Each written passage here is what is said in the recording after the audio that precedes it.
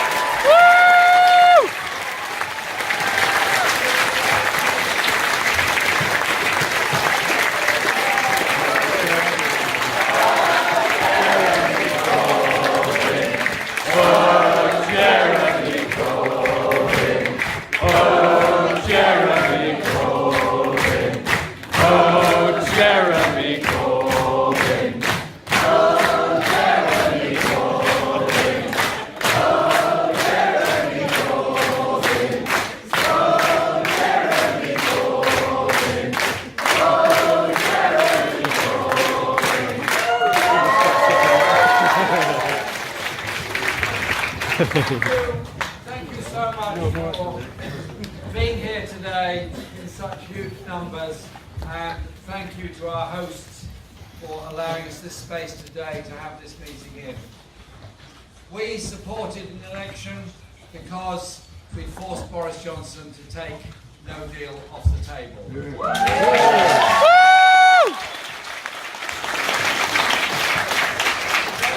is 2 days after he promised that he would die in a ditch rather than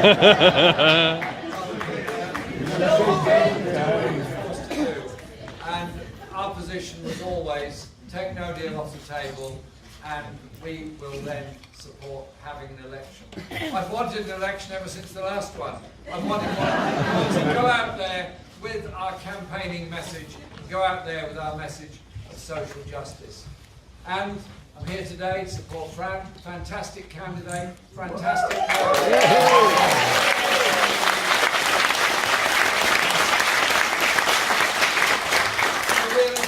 a real inspiration of somebody who can represent Gloucester, speak up to the people of Gloucester, and speak up for the people that need to be spoken up for. Those that have lost out because of austerity, those that have lost their homes because they can't afford the rent anymore, those that rely on local authority services that are not there, those that have suffered because of 10 years of austerity. So this campaign is about many, many things, but particularly that. I just say this on Brexit: those that voted Remain or those that voted Leave, both did so for reasons. But if you are in the private rented sector, in Gloucester, you're up against it, universal credit, difficulties over benefits, 0 hours contract jobs, insecurity, you possibly voted Leave. If you live in London, rented sector, 0 hours contract job, and all that goes with it, you voted Remain. You did that for reasons, but you have the same common interest in getting rid of this government. It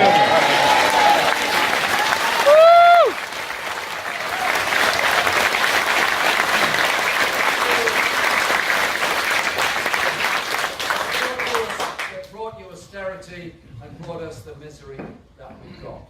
And so, we have sought to bring people together.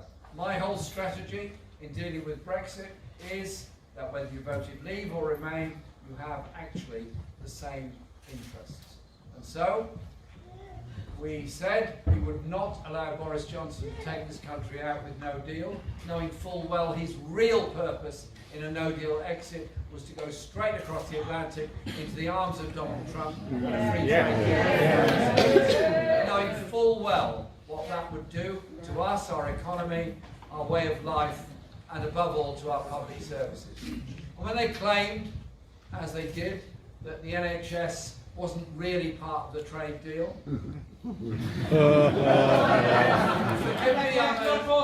Forgive me, I'm a naturally suspicious person, particularly where Tories are concerned. And we said, well, if there's nothing in it, why all these secret meetings between British officials and American big pharmaceutical companies? What have you got to hide other than preparations for a deal? And when President Trump himself said American companies wanted access to the British healthcare market, now I know some people have a strange use of English on many occasions, but the last time I looked, our health system was not called the National Health Market, it was called the National Health Service.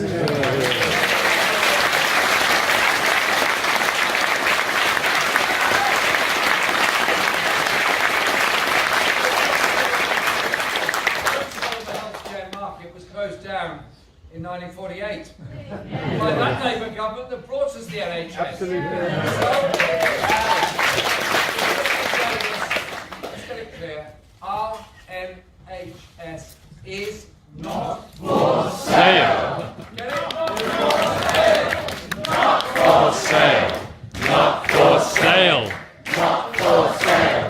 Not for sale. Look him up. And indeed, I want our NHS to go further. I'm fed up with the way the NHS is exploited by some big pharmaceutical companies with excessive charging for patented medicines. And so we will do everything we can where there's been public investment into patent development to get that patent into public hands, and we will set up an NHS-owned pharmaceutical company providing... Oh, yeah.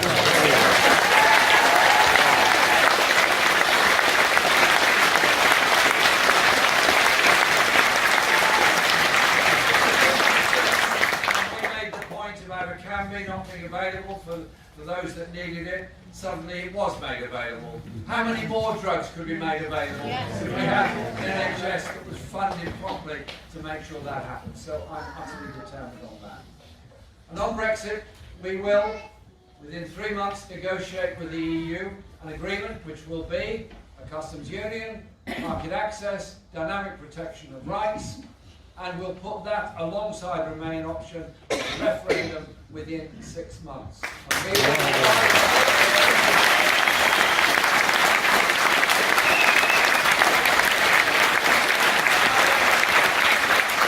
very grateful to everyone in the Labour Party that contributed to this debate at our conference and before, and came to this agreed position. So we go into this election campaign as the adults in the room.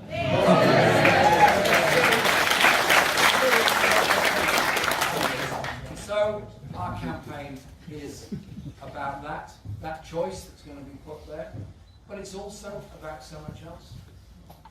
I'm fed up with the way in which our public services are being continually run down since austerity came in 2010. Let's just be clear about this. 2010, yes, there was a problem, a financial crisis and problem.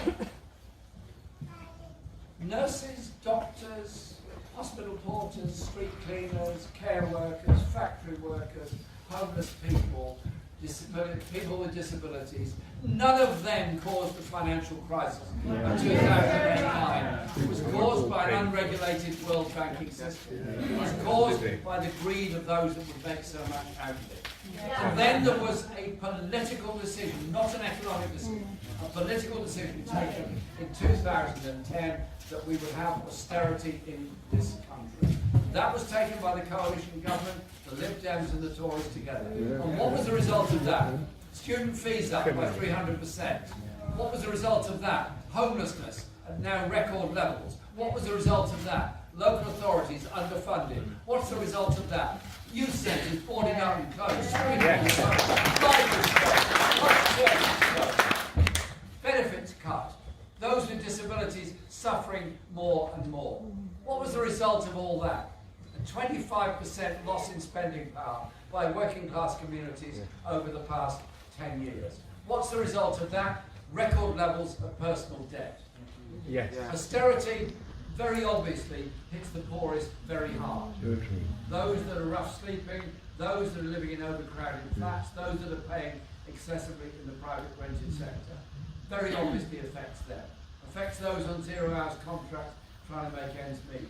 But it also has lots of other effects. Those in middle age who think, well, my children are grown up, I can now begin to relax a bit and enjoy life, suddenly find their children at uni can't afford to make ends meet. What do? Borrow money, go into debt to put their kids through uni. True. They then find elderly parents in desperate need of social care, which is simply not available, or what is available is insufficient.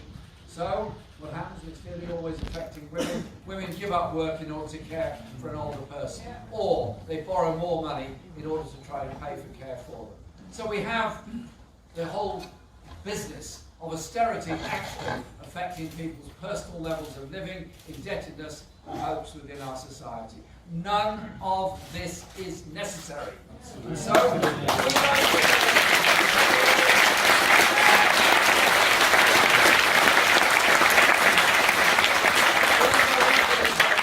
campaign on a principle of social justice, a principle of the way in which people are treated. And universal credit and benefit system is so brutal. I was just given a letter. I just spoke to Charlie, who's here today. She wrote me a letter with Down syndrome in January 2017. Sadly, her partner died very suddenly, a little bit later when they got home. And she was told then that the benefits would be reduced by 25%. Because she had 3 children and her partner passed away. And the benefits would be reduced from the 25th of December.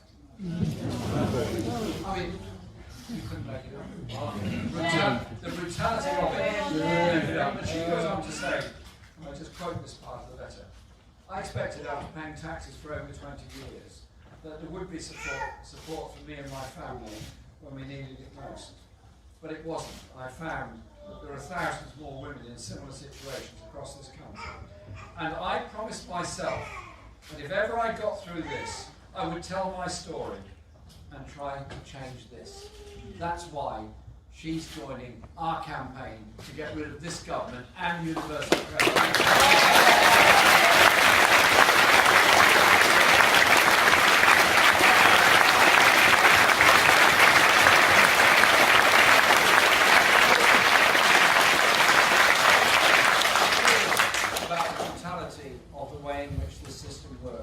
Against people, and our campaign is for them and with them and part of that campaign. But it's also about the future, how we develop in this country. My good friend John McDonnell, who's our Shadow Chancellor of the Exchequer, has worked very hard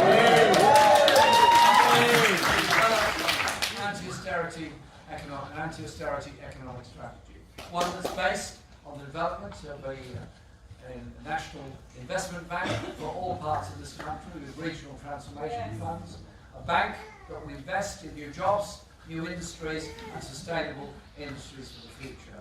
Because if we don't do that, what happens? We go more and more into short-term employment, short-term contracts, insecure employment and greater inequality within our society. And I thank John and others for all the work they've done in developing that policy. I wish I could reveal to you, leak to you indeed, our manifesto. There's still some bits being finished off today, but I tell you this, our manifesto will be even more transformative than the one we have in the 2000s.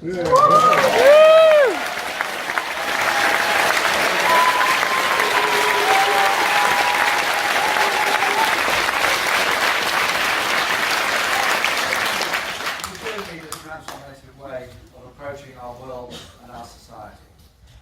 If we don't do that, then what's the future? What's the future for young people? What's the future for older people? What kind of world are we going to live in? I know what direction the Tories want to take us. They've shown that they will give tax giveaways to the very richest, creative and greater inequality, and their whole idea of future trade relationships are with the philosophy and economics of Trump and the right in the USA? Quite. Well, our view of the world is a very, very different one. It is about social justice, it is about equality, it is about sustainability. But it's also about rights of people. Because if you are living in insecure housing, if you don't have the public services you need, if you don't have the secure job that you crave, and when you are in work, you don't have much security or many rights, life is not easy and the levels of stress get worse and worse. And I can't believe there isn't a connection between the levels of personal indebtedness and stress and the high levels of mental health illness across this country.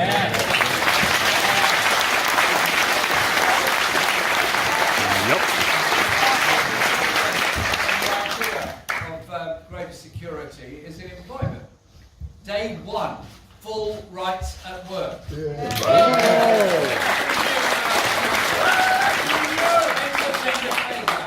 End the ethnicity pay gap as well. Look at all those issues, but also empower workers to have a say in the way their company is run, empower workers when a company goes under, the right to take it over and give the option of doing that, use the skills, the brilliance, the imagination of people in our society to run the economy better together, and develop a sustainable future for us. And so our industrial strategy is one that is also sustainable, as is our issues of economic and social justice.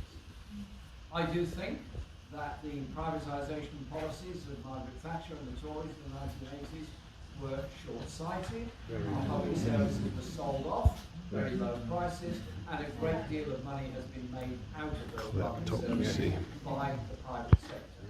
Take, for example, the water industry, sold off very cheaply, assets stripped to within an inch of its life by those companies, not investing sufficiently in the infrastructure to the extent that we now waste enough water every year through leakages that would fill Loch Ness. And all the while, profits being siphoned off, many of which end up in tax havens somewhere or other. So I have no hesitation whatsoever in saying a Labour government will bring the water industry into public ownership.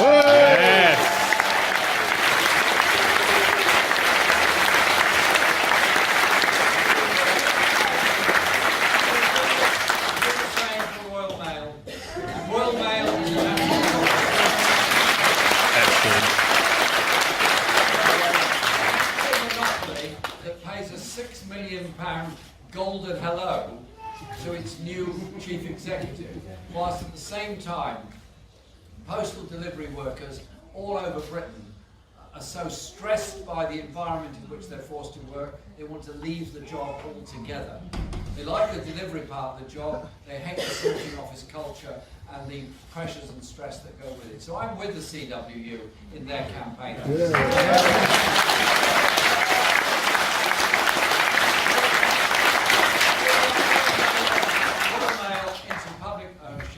And re-merged with the post office, with a post bank and post offices in our high street as an anchor to our local communities and the local development that goes with them. So that is the kind of philosophy that our government will adopt. Our government will be one that is for democracy, that is expanding the public realm, which is about public involvement in the running of water industry, Royal Mail, and so on. And rail companies have, I think they've made quite enough out of our rail system. The whole system was brought into public ownership of our railway network.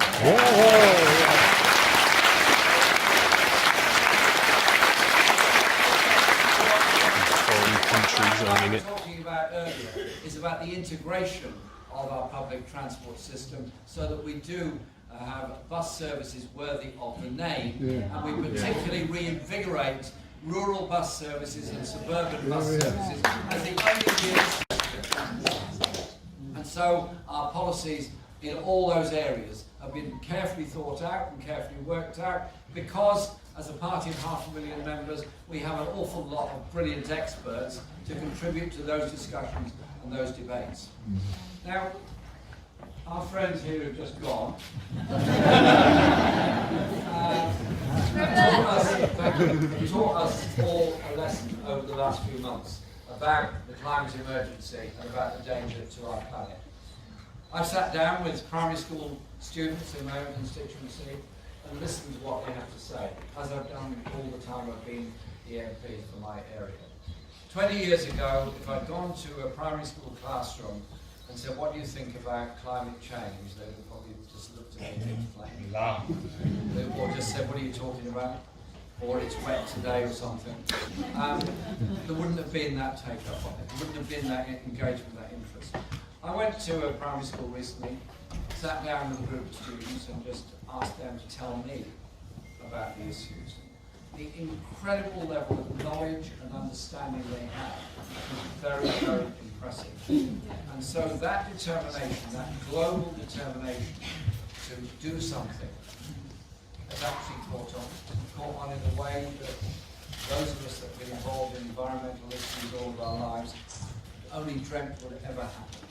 The reality now is there is global warming, there are extreme and unusual weather patterns, there is a real climate emergency and an environmental disaster happening at the present time. Barry Gardner and I went on behalf of the Labour Party to the Paris Climate Change Conference in 2015. It was fascinating for a big seminar that Naomi Klein and myself did with a lot of people there. Fascinating because of the stories that were being told on behalf of and with the poorest people in the poorest countries in the world that have not contributed to global warming, that have not contributed to the levels of pollution and degradation that the richer industrial countries have done. And they told their stories about water shortages, about environmental degradation, about environmental refugees that are flowing around the world. Paris was important because it made a step forward. Important because it set a target for zero emissions. But it's nowhere near enough. It's got to go a lot further. And the Labour government in office, hosting COP26 in Britain next year, would want it all to go a lot further and a lot faster. But it's also about what we do ourselves within our own society. You can look at a climate emergency, an environmental emergency, and add up all the figures. Add up climate change, add up global warming, add up the rate of extinction of mammals, and add up the rate of the destruction of the biodiversity on which we all rely. And say, well, goodness, this is terrible. What should I do about it? Best thing is, I go and live in a tent in a forest somewhere and hope it all goes away. I'll sort of get off and just go away. Well, we're a country of 65 million people, the option is not there. The only options there is to actually approach this with confidence, with determination, and with understanding of it. And that's why we've been looking at how we can do things differently within this country. Differently, the way we generate electricity, by a green industrial revolution, by investment in wind, wave, solar power, by investment in big projects like Swansea Bay and Mersey Barrage, but also in wind farms around the coast of this country. Manufacture those turbines here. Manufacture that equipment with the highly skilled people we have all over this country.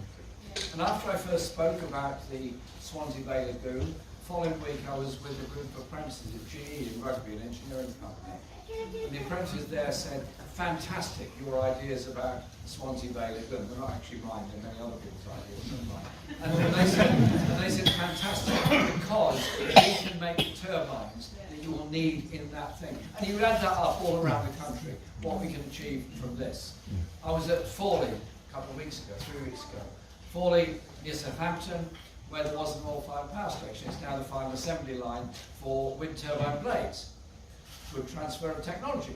And there's plenty of other examples like that all around the country. We believe that we can create around 300,000 jobs in green energy and sustainable energy economics. But it's also about what we do in retrofitting homes, the way we can reduce people's bills by proper investment in insulation of people's homes. We can cut people's bills by £400 a year. By investing in a bus service, you cut down on pollution, you cut down on congestion. By an agricultural policy that maintains levels of biodiversity and sustainability. You improve that level of biodiversity, which actually means you get better crop production in the future because of the biodiversity that goes with it. It's about having that understanding of the sustainability of this world. We cannot go on pouring stuff into rivers and stuff into the sea, imagining it's going to go away.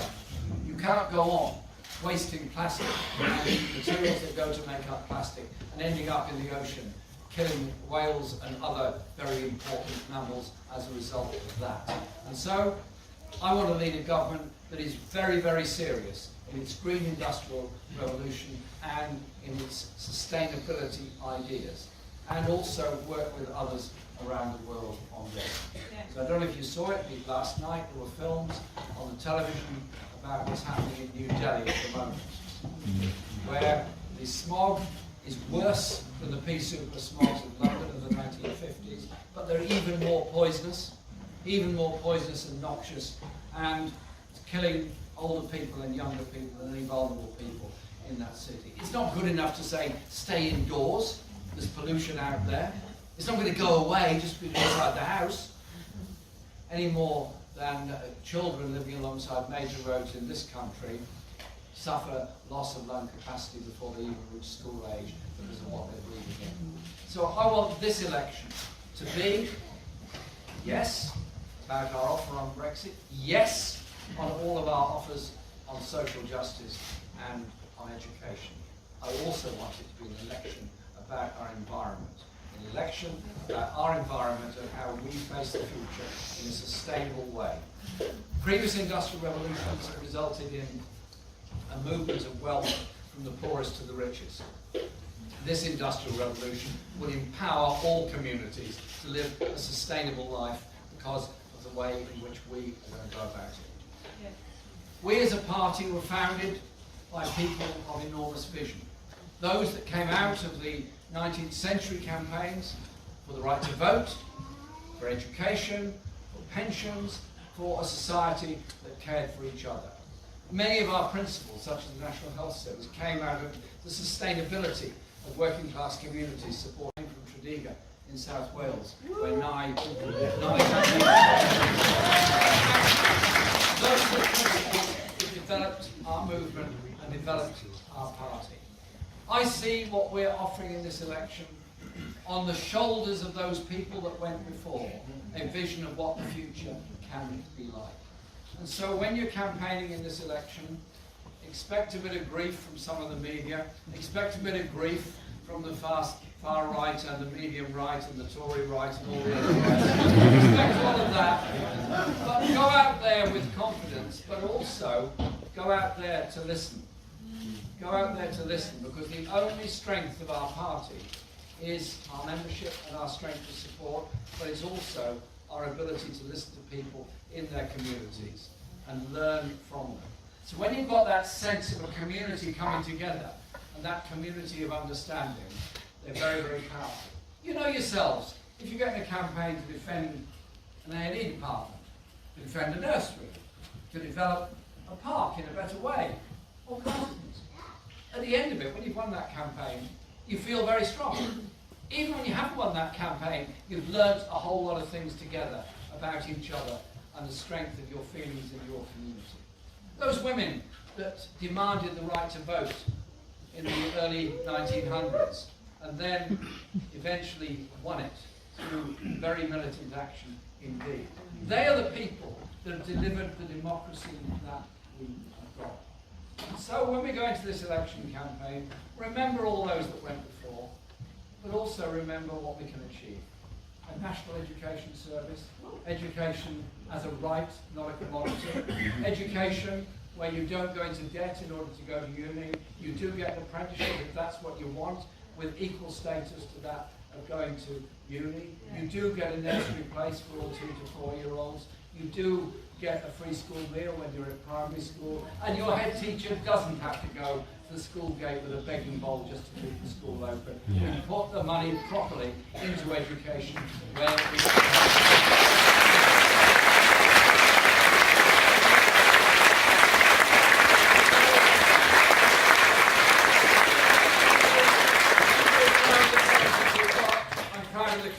we've got, and I'm delighted to be here supporting you today in Gloucester. I'll be going to as many marginal constituencies as I think we can get to. I've been to 90 in the past 2 years, and I've been to 8 already in this campaign. Don't worry about it. Actually, I'm very fast. But this election, when we win it, who wins? The nurse wins, the doctor wins, the engineer wins.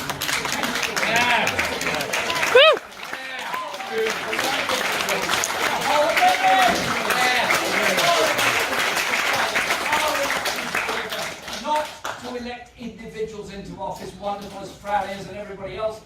It's about the kind of society we create. That democratic, inclusive society where we do not leave people behind. I don't want to live in a country reliant on food banks and walking past the homeless in the streets. I don't want to live in a country that has a mental health crisis because of the stress we impose on people in life. I don't want to live in a country that walks by on the other side to human rights abuses around the world. I want to live in a country where we care about peace, justice, sustainability and democracy around the world, as well as social justice and democracy here and there.